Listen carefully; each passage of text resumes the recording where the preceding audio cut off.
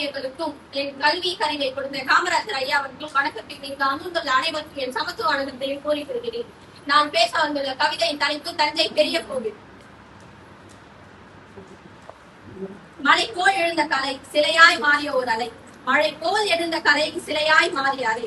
சிவலிங்க உயரமோ 12 அடி, தமிழின் உயிர் எழுத்துக்களோ 12. கோவிலின் கோபுர உயரம் 216 அடி, தமிழின் உயிர்மை எழுத்துக்கள் 216.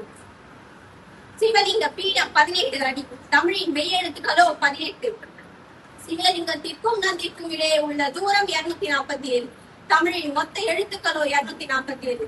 அப்படிப்பட்ட தமிழை கலையையும் வாழ வைத்த நம் ராஜராஜனே ஆவான். மொத்த தமிழையும் ஒரு கலையாக மாற்றினான்.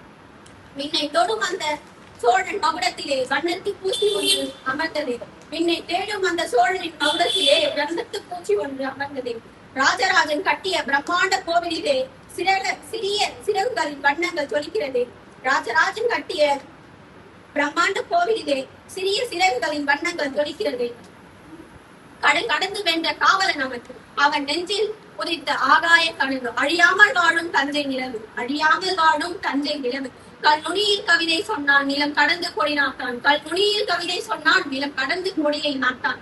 வீரத்தின் விளைநிலம் ராஜராஜன் என்றால் தமிழின் அடையாளம் தஞ்சை பெரிய கோவில். வீரத்தின் அடையாளம் ராஜராஜன், தமிழின் அடையாளம் தஞ்சை பெரிய கோவில். ராஜராஜ சோழன் சாதாரண மனிதன் அல்ல, அவன் ஒரு சகாப்தன். அவன் ஒரு சகாப்தன். பல சுனாமிகளும் நிலநடுக்கங்களும் என எதற்கும் அசையாமல் தமிழின் பொறிய நுட்பத்திற்கு சான்றாக நிமிர்ந்து நிற்கிறது தஞ்சை கோவில். வீரனின் வீர செயல் புறம் காட்டுவதோ மண்டியிடுவதோ அல்ல. அதை போல் சூரியனுக்கு வெப்பம் படுகின்ற இடத்தில் கூட அவனுடைய கலை மண்ணில் விழாமல் இருப்பது. அதை போல சூரியனின் வெப்பம் படுகின்ற இடத்தில் கூட அவனுடைய கலை மண்ணில் இடாதது. அதுவே தஞ்சை பெரிய கோவில்.